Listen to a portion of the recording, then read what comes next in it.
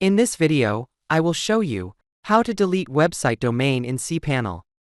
So let's start the video process. First, you need to log into Cpanel with Cpanel username and password. In Cpanel settings page, you need to enter domain section. In this page, you will find all the website domain added in Cpanel. Here, to delete a website domain, you need to click the Manage button associated with the website domain,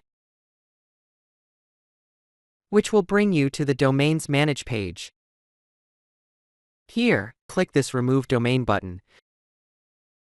Again, confirm deleting the domain in Cpanel by clicking this button. And done! The website domain has been permanently deleted.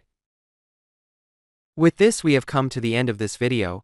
Please like, comment, and share my video if it was helpful, and do not forget to subscribe to my channel to get updates.